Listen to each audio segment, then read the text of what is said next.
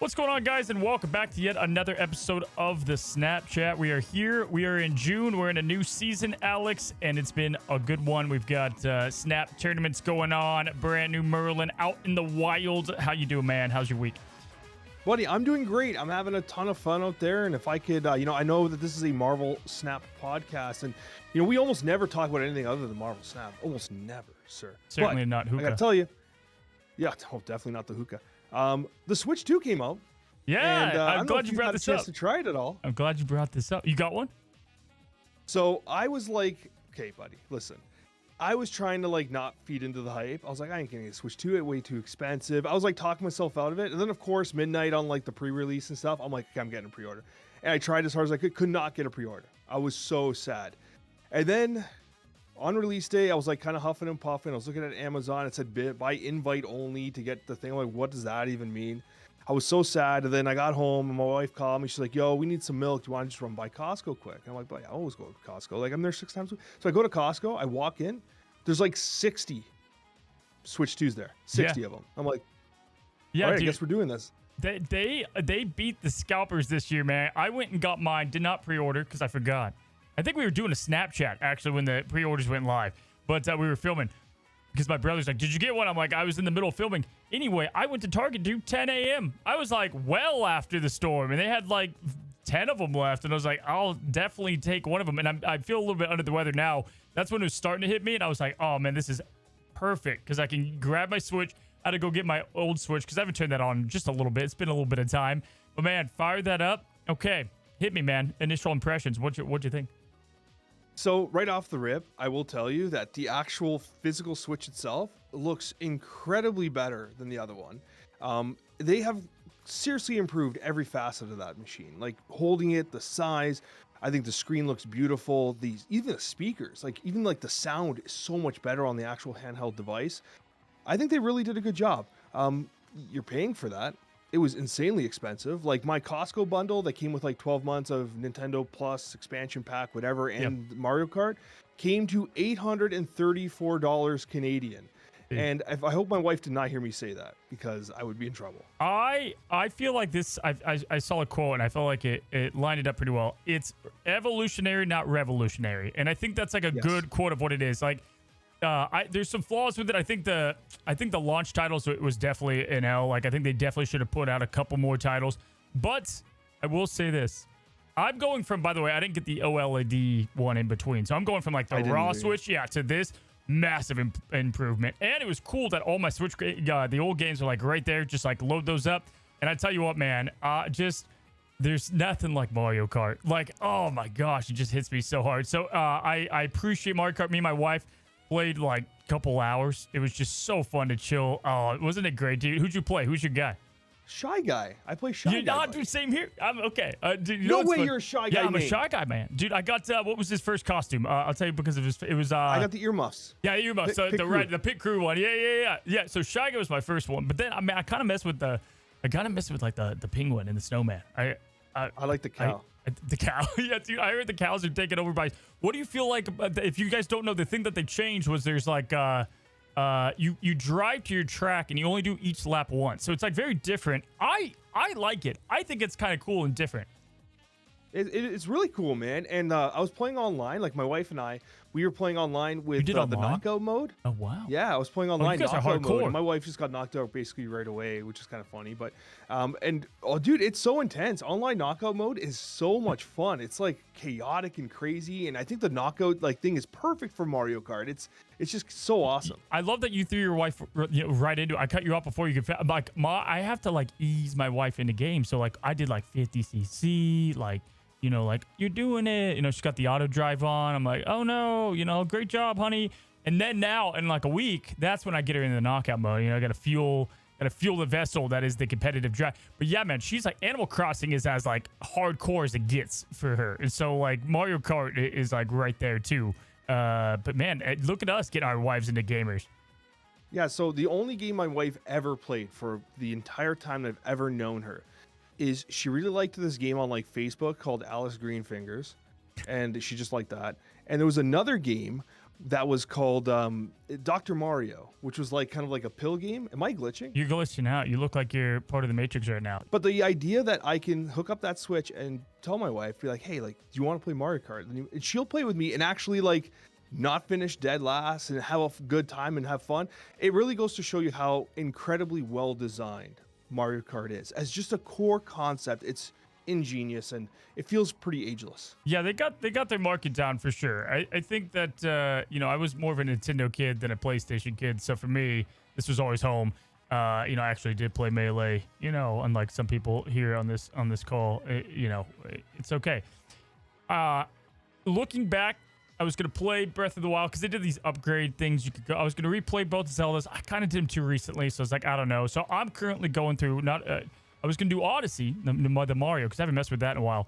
But, dude, I'm going all the way back. I'm doing 64, then to Sunshine, then to, Galaxy. Plenty of games on the checklist that I want to go down and play. But I thought the system was good. I feel like there's complaints about, like, the home screen not changing and stuff. I'm like, I don't know if I would want those changes. I'm a little, I would say, slightly underwhelmed with some stuff, but everything else seems clean. And when, like, Metroid hits and some of the other games, I'm amped. I just like Nintendo makes me feel young again, and that's like one of my favorite things about it. But yeah, it's definitely a good time to be a gamer. Switch 2 out. We got some stuff going on in Marvel Snap, Alex. Over here, we're talking about the brand new card, the Ancient One, and we had 2 more cards. We talked about 1 billion cards last week. We got 2 more coming out of nowhere, or came out of nowhere. We're gonna break those down. And lastly, we had an OTA that shook one individual card up a lot and others not so much. Alex, what are we talking about on your side of the Snapchat? Quickly, guys, pardon the interruption here, but today's Snapchat is sponsored by Kabam and Marvel Contest of Champions. One of the biggest mobile Marvel games is now available on PC. Marvel Contest of Champions had What If Thumbs, but on WASD, a little bit of keyboard and mouse. With MCOC now available on PC, you're getting 60 FPS, upgraded textures, and full visual settings control. Which means now you can see Venom and his teeth in horrifying HD like nature intended. And it's not just prettier, it plays smoother too. With mouse, keyboard, controller, fight sticks even, this thing supports them all. If you want to throw hands with Thanos with an arcade stick from 2005, you go off, King. It's got the best of both. You've got that fast, satisfying fighting game feel, plus the whole RPG layer where you're upgrading your champs and building a squad that actually matters. And what's awesome is there's like 300 different Marvel characters in the game already, and they keep adding more every single month. And the best part, guys, is it's now crossplay. So if you've been grinding on mobile for years, your entire roster, your progress, and your gear, it's all there waiting for you. Just log in on PC, pick up where you left off, and boom, you're just clapping Sentinels in style. And right now is actually the perfect time to start playing, because with the Fantastic Four movie coming out, you can play them all in-game right now. You've got Reed, Sue, The Thing, Human Torch, and a bunch of classic Fantastic Four villains as well. Marvel Contest of Champions is coming to Steam any day now, and in the meantime, let's head over to Steam by clicking my link and click Wishlist so we can all earn some amazing awards. The more people that wishlist, the better the rewards. And I wanted to give another huge thank you to Kabam and Marvel Contest of Champions for sponsoring today's video. Cozy, we're going to be talking about each and every card that released last week in review, giving a general first impressions of them, and of course the statistics that we have for them thus far. We'll also be talking about whether or not we're getting too many cards in Marvel Snap. This has been a concern that's coming up, especially with the absolute massive drop that happened last week. Is it too many cards for the average player to keep up? And then, as always, our Snapchat mailbag. Oh, buddy, we've got our brand new card, the Ancient One here, which both of us were kind of up and down about when we were talking about her originally at the 3-5 on reveal. Add Tau Mandala to your hand. Now, what does she do? She's a, wait for it, 3-0 on reveal. Copy the text of one of your ongoing cards here onto your other characters here. So skill card, not a 0, but a skill card. So you can copy it up to, what, 2 other, 1 ongoing effect to 2 others, having 3 total in 1 lane. And Alex, have you changed? Has a week made you a changed man? What do you think about the Ancient One?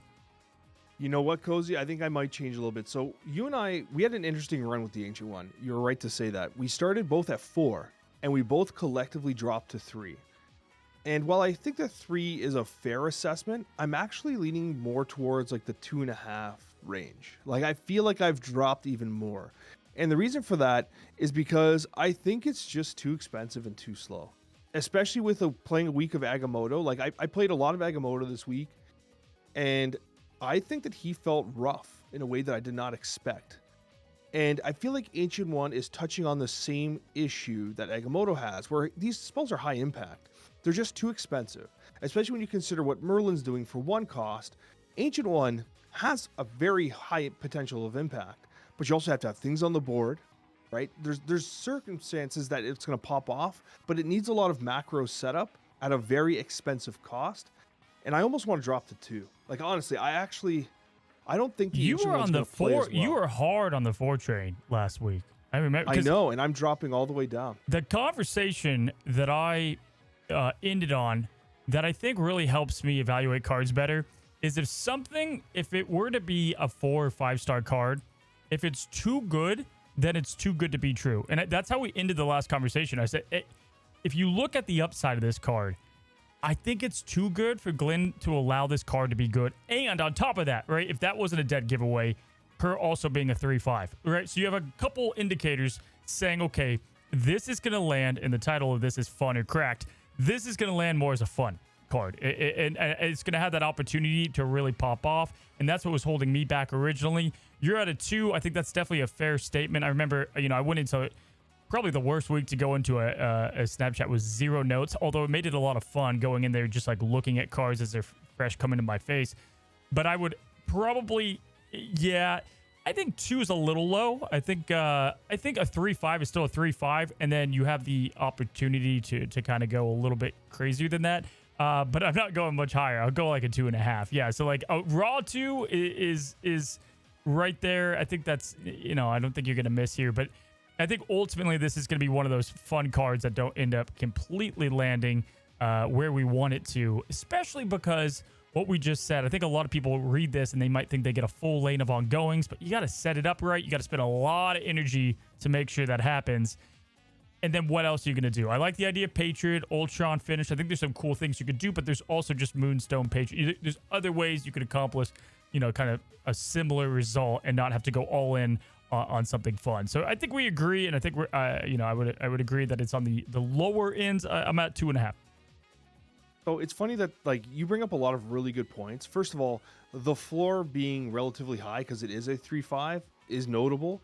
And when you compare it to like Nightmare's effect, like Nightmare is a 3-1 because of how powerful that individual effect is.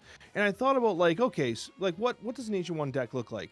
Could you consider something like a Kahori Devil Dinosaur deck where you have Devil Dinosaur and then you can play on turn 6, right? Think about it, like you play Ancient One turn 3, whatever, turn 4, Devil Dinosaur turn 5, and then on turn 6 you Mystique the Devil Dinosaur, and then you Tau Mandala the Devil Dinosaur as well, right? So Mystique in one lane, and then you change everything in the Devil Dinosaur into Devil Dinosaur, right? Everything in the Devil Dinosaur lane into Devil Dinosaur. So those just rocket, but it doesn't fix the problem of like, well, people just shun-chi Devil Dinosaur anyways. Like it's often just a sitting pinata for those types of things that still just loses to that. And it is a lot of power, but like usually Devil Dinosaur wins that individual location. So like I started to think about like, okay, what else are we doing? And there are a number of different things. I want to just kind of burn through all the potential synergies, but the more I started to think about it, I was like, I don't know if the payoff is really worth it, or if some of the combo potential is just a little too cute to be truly effective consistently. Yeah, I think that's the main thing. I think it's more flashy than it is anything else. I think it's cool that Wong does this thing and then she's doing something kind of fun too. Like they both had that play on fun decks a bit, both coming from Kamartaj. You get that about it. It is kind of sad. I've been waiting for her to come to the game for a while, and like I wish she was going to be probably a stronger card overall. And again, I think there's going to be some fun cooks. But yeah, when I think about, they showed what? Blue Marvel, and then we've got Patriot, you've got Victoria Hand. You got some cards that can go board wide, but most of them are like huge vertical lane stackers. And unless you can take a Shang-Chi to the face or you get the Living Tribunal thing working, but the way that her energy play is going to come into play is what has me worried. It's just the clunkiness around her and setting it up all on one lane, having that kind of, you know what it is? It's not exactly like this, but kind of like Prodigy, where we were like, great, you've got that one lane cooking, but like, what else are you going to do outside of that? And so that's kind of my worries. I will say this. The one thing I do see for her is like, at any point we get an ongoing card that does help out to get the multiple copies and do something board wide, she's going to be able to have that at least under her belt. So the way I'm going to be going, like on Tuesday when I'm deck designing, the primary deck that I'm going with is actually Devil Dinosaur. The reason for this is because Devil Dinosaur can go hand in hand with Victoria Hand. That's a funny sentence. But I think Victoria Hand is one of those cards that would truly benefit from Tamandala, because replicating that really amplifies your power. It truly does. And I might lean into like the Sentinels, sorry, in order to have like many things being played, keeping the hand propped up. Also in that deck, you can run something like a Quinjet, which will reduce the cost of Tamandala. And now if it's a 2 cost, it's a different ball game, right? And now I think that you can do some fun stuff with it, perhaps, even though the turn 6 combination of Mystique and Tamandala still works regardless. But I do still see potential in that deck, but unfortunately those decks have not necessarily been high performers. But Victoria Hand has felt like it's been close to being legit, like very close. Like you could definitely get to infinite playing Victoria Hand now. Could this card be the one that pushes it to the next level? That's what I've been kind of wrestling with myself. And you start at 4, you end up at 3, then you go down to 2. I'm just concerned about the reliability of this card. And it is very slow and very expensive. And I said it last week, but there's a reason why people don't play Wong Mystique combos nonstop, for a reason, right? Like replicating these effects can often be very impactful. But they're often like all your eggs are all in one basket, right? And Enchantress is incredibly common right now, especially in the meta decks. So I do have a lot of concerns, but the Victoria Hand Devil Dinosaur shells, I think, could potentially be a very good spot for the Ancient One. Yeah, listen, when we look at cards, I think it's important to look at as well that, you know, we've got our competitive cards, and then we have cards that can be competitive, and then we have fun cards. And I think this lands somewhere in the can be competitive and it's fun, but there's going to be decks that just stomp this card to the ground and it's not going to be able to win against, right? But there's also going to be hands that you have that are going to help you, you know, have a great shot to win. And so I think if you're in that camp of like you want to have fun and win, I think this is a card that you could consider. But it, you know, anyone that's like hyper competitive, there's other stuff they're going to be playing. In fact, one of them we're going to talk about here in a second. But like, you know, go the Thanos route, do what you want to do. The way I like looking at cards now is like, where does it land in that category? How do you like to play the game? And ultimately, Ancient One is not this meta definer. We could have wrapped that up, you know, right when we said 2.5.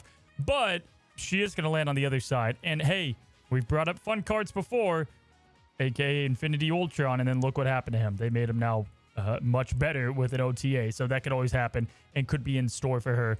A lot of ongoing synergies, though. Yep, you know, Quinjet was brought up. You know, I think I'm always like, oh man, should Ravonna be able to reduce skill cards? But then it would just work with everything, and then she's just too overpowered at that point. Or at least she would just be like the card to have with skill cards.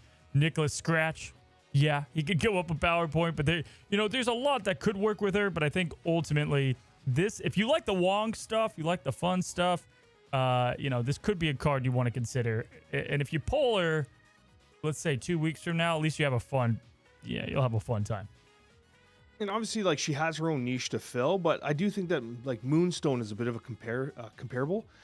And I think Moonstone is very easy to play in a lot of ongoing shells, where I feel like the Ancient One might have this awkwardness that Moonstone does not have. That's another concern I have. Obviously, the combo potential, it's a different card. They occupy a very similar space. But with that being said, you're not playing many you're not playing many ongoing decks without Moonstone. There are some, but generally speaking, Moonstone is a good contributor in those lists. Well, that's the whole thing. It's just that she's 3 and a 3. Like, that's just miserable. Like, that's so much having to be set up, and like, you get the 5, and that's great, but just having it's a lot of setup, too, and a lot of things going right and things. Now, I will say, though, there is some location synergy with her, and you know, we talk about it all the time. You get those ninjas out there, so then like you have a way to be able to like turn that negative into a positive, or if you're going against Clog, you know, you can just like set it up in a lane and end up really flipping a lane on its heel. So there are things that you will be able to do that are kind of fun. And 3-5 we never want to undermine. But yeah, anything else on the Ancient One here? I guess the only other thing, which I'm surprised you didn't bring up because you brought it up last week, was Patriot. I guess Patriot could be a potential place for it, because Patriot is a deck that plays a lot of cards, but not often many ongoings. And so if Patriot's the only thing there, it's very easy to Tamandala it and then change all the squirrels and everything that's with you there into an absolute power push for these Patriot style decks. So what about Omega Red, the new and improved? You got the 4/6, and then you just like bam, you throw out a bunch of them, and then you got 3 power going to a bunch of lanes. Maybe that's why they buffed him. I still think Omega, we could just talk about, I still think he's a slept-on card. I think that there are ways to make him better than he is outside of it giving away what you're doing. Maybe, just maybe, you somehow get Omega Red working because you could go into 4, then you play another card and you do it all on 6 as a wombo combo. But yeah, you know, that I always like to look at the OTAs that they introduce before the cards come out and be like, all right, are they trying to help us cook?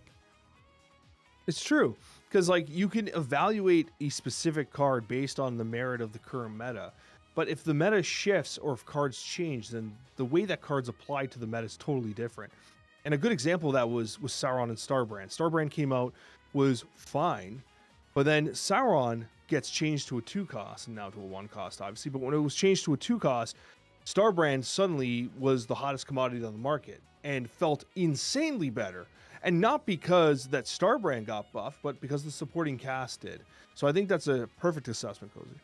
One thing I want to point out, I don't think this was obvious enough, but they're not turning into said card, by the way. There's not a bunch of Omega Reds going to come out. It's just they're taking the text of it. So if somehow you get yourself a Monster Island, that 10 power will then have Omega Red's ability. And so that is something to take into consideration. I think a lot of people are kind of going with it's all going to be one thing. So there are some cards that will end up working better than others. I also like the idea of just some low heat, just the Ant-Man, just a value place. You could do some Mega Cope and play like Red Skull and then Talmandala the Red Skull, pump the entire lane, and then Shang-Chi it. Boom, 5 head.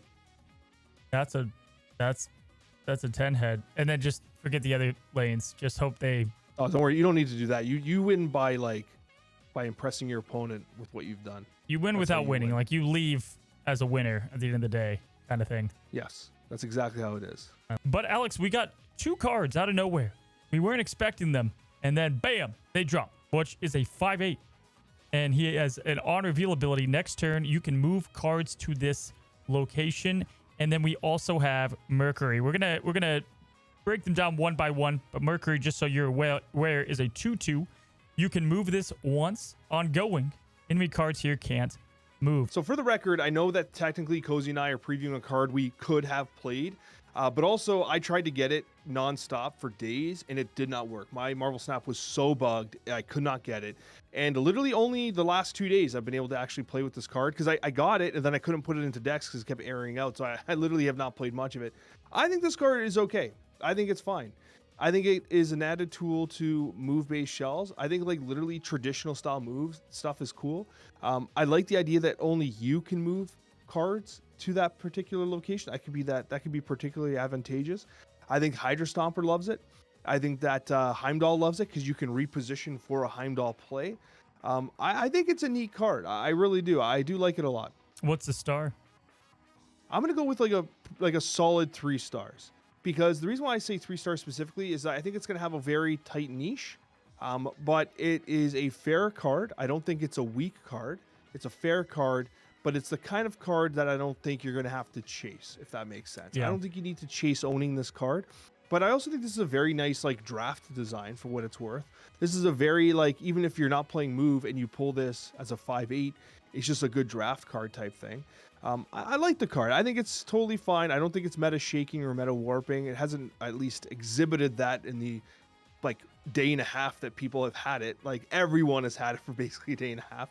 But I'm pretty confident that it's a decent card in its applicable niche. Yeah, I feel like he's probably more in the 2.5 range at the moment, but he can get better over time. I think that there's plenty of move stuff coming in the future that will work with it. It's just one of those things that will settle as it kind of evolves. But the thing is, on turn 5, a lot of the time in move, I like to do a lot of combo plays with the cheaper stuff, and then you kind of get things cooking with that. So you're committing a full 5, yes, to get the move, which is nice. You can do some setups and have some nice combos. But is it going to be worth it in its entirety? Does it earn its spot because of that? But as far as if you're a move enjoyer and you like to play that archetype, I think it's a must add for sure. Definitely going to be solid. But as far as super competitive, that's going to belong to Mercury a lot more. So yeah, I would say 2.5 is where I fare. But I do like all the synergies right away. And it's funny, man. We went 2 years without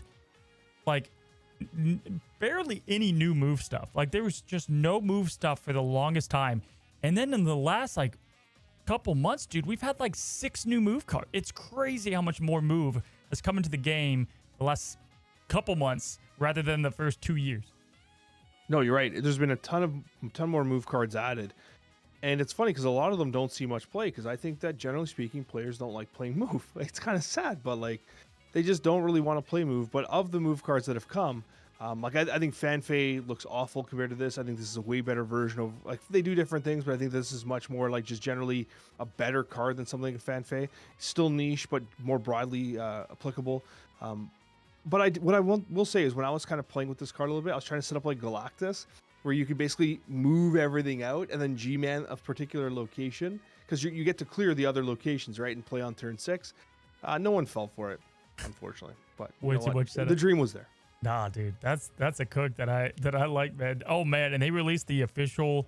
We'll probably do this next episode, but they did the Fantastic Four. Like, we officially know what some of them are coming out as. My gosh, did you see the new Galactus? Wait, no, I didn't see this. Oh, okay. We're gonna wait because it's too good. That's gonna be its own. Yeah, that's a topic for next week. But let's go from him to Mercury. And I gotta say, man, Mercury though is a 2/2. Like I said, you can move this once. Ongoing enemy cards here can't move right away. Alex, this is a insane card. Not only is this great because it's a tech card, but you're able to move it. Okay. 2/2 is a fair stat line, but easily the best thing about it is that it combos with a card that we all like in Cannonball. And so you have essentially the Pro X Cannonball combo kind of again, but at a on curve rate. I think this is a very good card. I think that as a 2/2 that can move just once, I think that's valuable in and of itself. Think about how many times Rocket and Groot just being able to move was beneficial. Think about how many times when Sam Wilson's shield had power, just moving to a location no one could access was beneficial. It's very nice. The tech side of enemy cards can't move here is fascinating, especially as they continue to add move cards to the game. Obviously, things like Hydra Stomper and Silk are very popular right now, doing a very good job in the meta. But you touched right on it. Cannonball's the big synergy. And there are, because we just got this card, again, I've been able to play this card for less than 24 hours. There are a couple Cannonball Mercury decks that are starting to gain traction, but only because of the Cannonball Mercury interaction. Like, what I mean to say is, I have a concern if they ever nerf Cannonball to not interact with Mercury, or Mercury to not interact with Cannonball, the two might be so disconnected from one another that Mercury will feel awful there. Because the 2/2 can move once isn't enough to carry it. The enemy cards can't move isn't enough to carry it. It's specifically the Cannonball Mercury synergy that carries it. And if you ever disconnect those two, I think this card is garbage. And that's what I get worried about. The thing I like right away is I just think it's a cool spectrum card. You have an ongoing ability that's like strong and it can move, like boom, done. And you have tech with that. So like that's going to help you win more games. Can't complain about that. Definitely going to be strong. But then also I feel like it's just a very powerful combo card. Yeah, with what we just said with Mercury. I don't think they would remove that. That seems crazy to me that's something that could happen. I think that's tough to say though, bro. You know how many cards we would say, like, if you took away that one key synergy, it's a bad card. So like, I don't know. They did that with Pro X, but who are we to say that they would do? You know what I mean? Like, that's such like, oh, if they took Scar from Surtur, then it would be. It's just, I don't know if I can base cards. I got to base it what's in the game right now, and right now I think that's strong. For what it's worth, you're right. Like, I actually agree with you. What you just said is absolutely correct. You got to evaluate it based as it is now. And also, in defense of the point that you're making, they did learn the lesson from having Cannonball and Pro X together. So Glenn and the team are designing this card knowing the lessons that they learned prior. They wouldn't have released this like this if they're like, oh, damn, we forgot that Professor X ruined the meta with Cannonball. No, they obviously knew that and designed this card with that in mind. So it would surprise me if they broke that link between the two. I just thought it was worth mentioning because I think that a lot of the deck design early on that we're seeing with Mercury is solely based almost entirely on Cannonball. You know what I mean? And that's why I bring it up. 100%. That's where it is early. And I think it's kind of like when we got Triple M to the game, it allowed them to do more with cost reduction. This is finally a card that like Scream, obviously, but like this is one that really can counter move decks, right? To the hardest degree that we've had thus far.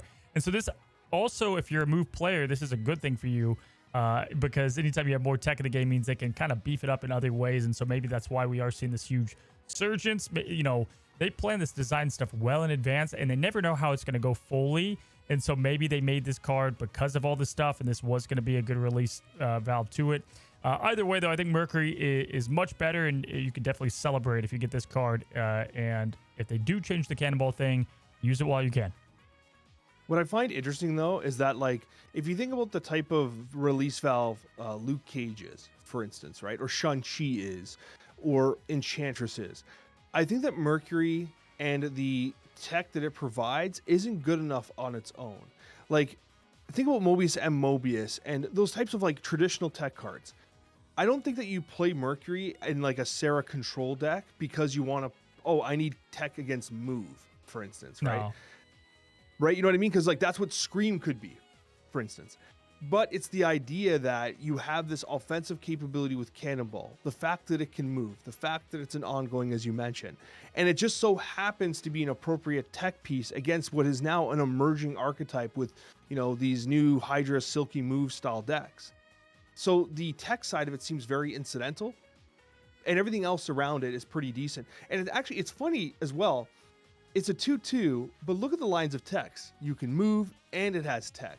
So it's like, it's really like multiple cards squeezed into one, isn't it? Doesn't it feel like kind of like a Swiss Army knife of cards? Well, for sure. And that people love playing cards like that, because even if you're not trying to counter move, she can. Like, you think about it. You're playing a game and New York's on the board, and you're like, oh man, okay, like, I'll just make sure, you know, that none of these cards at this location are gonna be able to do that, or whatever. Like, just having that flexibility is nice, and being able to change the game when you need to.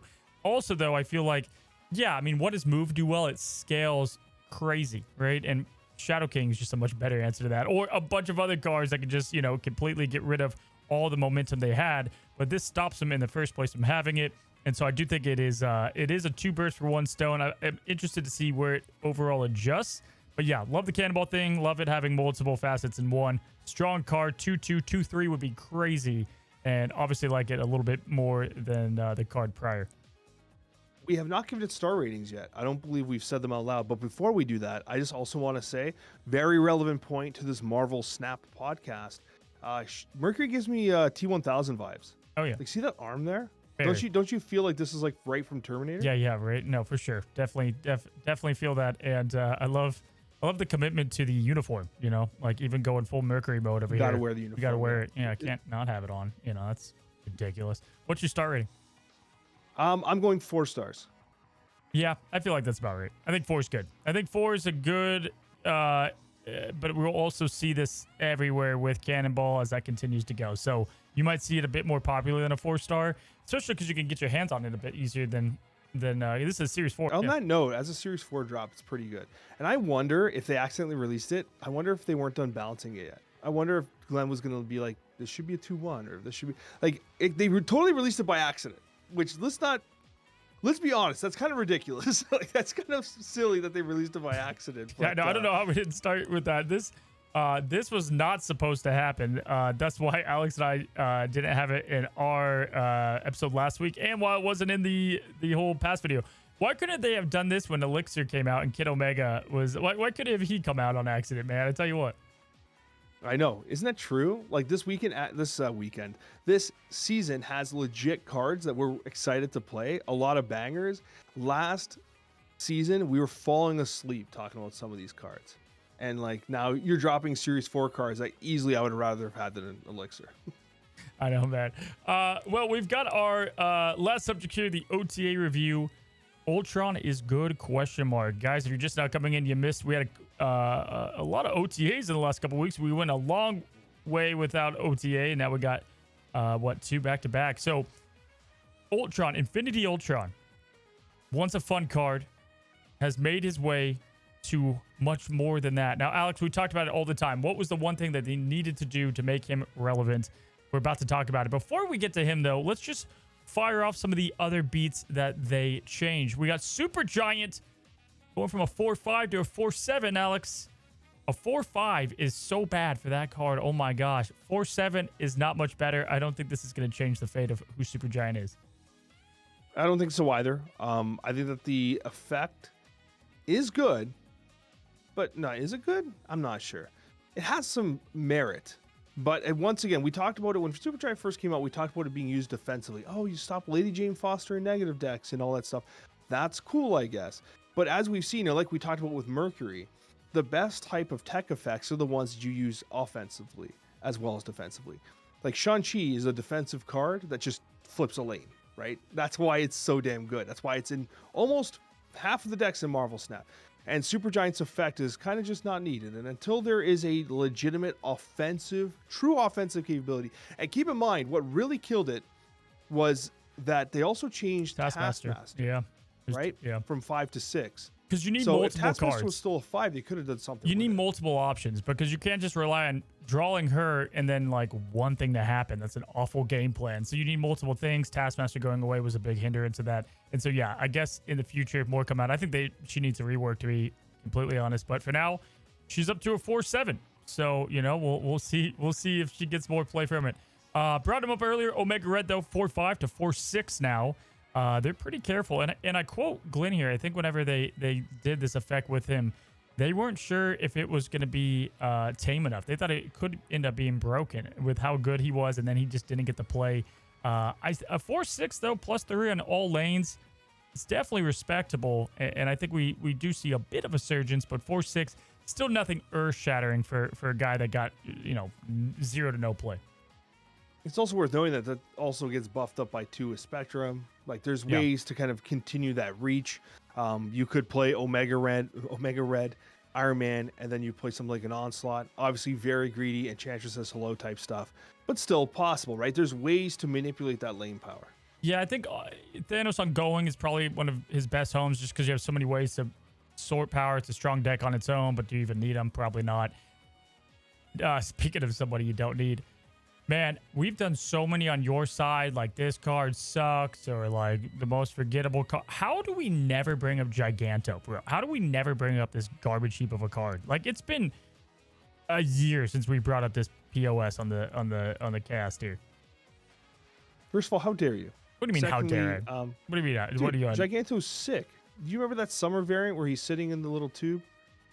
It's one of my favorites. He is going from a 6-14, guys, to a 6-16. 2 power. You can only play him on the left location. In today's snap, that is just it. That's so hindering that I just don't see how this could ever be a card that's played without, again, an ability rework or restriction rework, or just put this guy up to like a 6-18. Maybe get his power like really good, but yeah. You know what this is? What is this? Red Wing buff. Yeah, okay. I like it. A Hella buff, a Dracula buff, Jubilee, Blink. I know every card except Giganto, really. Yeah. All the cards that you would be playing them in, Lockjaw, which never gets play. Yeah, like it's a buff to the cards around him where you just want like big power stack, sticks, whatever. But yeah, only playing on the left lane, like you're just not gonna ever really like strategically try to do that. If they made it 2 lanes, that's kind of interesting. And yeah, other than that, Giganto is a card that I think many people forgot about. You know what's interesting about it? They waited for this buff. They waited for a very particular moment, Cozy Snap. They're like, we got to buff Giganto. We're giving him 2 extra power. They're like, Glenn, don't do it. He's going to ruin the meta. He's going to kill the meta. Giganto's going to slam that left lane so hard, people aren't going to know what hit him. And Glenn's like, don't worry, guys. Got a plan. We'll release the update to Giganto after we make Cerebro 2 relevant so that people can play Goose in the left lane. Boom. No Giganto. Boom. Just like Infinity Ultron. 5-8. They took him down to a 5-6. What? How could they, Alex? They nerfed him. He was too strong. No. My friends, all of the Infinity Stones with him that were 3 costs, his biggest hindrance, and a great call to why we think Ancient One's not going to be that great either. 3 costs is tough to make happen. Well, they're all going down to 2 costs, but they do have some stipulations with it. Now, first of all, we're going to go from like top to bottom, Alex, then we'll talk about all of it, then we can talk about him. The Infinity Power Stone is going from a 3-2 to a 2-1. Keep in mind that was on reveal. You're going to double Ultron's power. So you've got that right off the rip. All right. Next up, the Reality Stone, which you could add the drone here and you would set its power to Infinity Ultron's 3-1 down to a 2-1. So no loss there outside of cost. Big dubs. Time Stone is 3-1 down to a 2-3. So put a card from your hand here, which is a super fun effect. Obviously, the Red Wing kind of thing going on. huge boost in that viability. Infinity Space Stone, that went from a 3-4 to a 2-5. So they gave it a cost down and a power up. The Soul Stone for each of your full locations get +2 power, is a 3-3 down to a 2-3. And then finally the Mind Stone, which is your on-reveal abilities happen twice here. So Mini Wong 3-2 to a 2-2. So a significant buff across the board to the stones. And you have Ultron at his base power, I'm pretty sure, of what he came out with at a 5-6. This is a big dub for what was a fun card and now on its way to potentially be pretty damn good too. This is a huge L for the fact that the only place I enjoyed playing this was Silver Surfer. That's the first thing that came to mind. I'm like, bro, the only play I played Infinity Ultron was Silver Surfer. The only reason why I even enjoyed my time with Infinity Ultron, even remotely, was because Silver Surfer. And then Glenn was like, you know what? No, Alex, F you. You don't get to play Silver Surfer anymore with the new fancy card. You can play anything else except Silver Surfer. And you know what, Glenn, you're right, because it needed to get changed. This is a huge buff. It's a massive buff across the board. The major problem with this card was that you played the card and then the stones sucked. And the stones that really sucked, like the basically Isan stone and stuff like that, they gave tremendous power to make them worth committing energy to. They're a little awkward still because like you're like, huh, you almost want to get 3 of them now because they're too costed. Yeah, right. You almost wish you get 2 or 3 of them. But that would also be kind of crazy because now you have more options and more combo potential. That's a huge crazy buff now. Like getting a 3rd stone would be crazy. But now you still have 2 extra energy on turn 6 to play with. Wouldn't surprise me if they ended up giving you a 3rd stone, by the way. I'm just throwing it out there. But I do think that this is a significantly better card. Early stats showing 54% win rate on it. Still only 5% play rate, so people aren't really sold on it yet. But this is a massive buff. I just like it because, yeah, first of all, you get a Quinjet out there. Now they're only 1 cost to play on that last turn, so you can definitely get something cooking with it. But also, it just like, even if you get the bad stones, because that's what it came down to. Remember, we would say like there's these 2 combinations that could cook or this could cook, but then ultimately you're just getting bad stones too much. But now getting a 2-5 space, it's like cool. You got a 2-5 that is good, and that could be a 1-5 with the Quinjet. So like it fixed a lot about them. It made the bad stuff good, and it made everything cheaper to pull off potentially more combo stuff, and maybe ramp into that with the Luna Snow, and then you can really start getting things crazy on turn 6. So I agree. I don't think they'll do the 3-stone thing, but either way, this is a huge step, because now from this point on, I think they would just buff his power from this point. Like, I think because of what the drone setting is and doubling his power, all that stuff is very power based, and so that's a good way to handle him. This was a good strong buff for this guy that I think could have just fell to the wayside into non-existent play land. And now, he's definitely going to get tested a bit.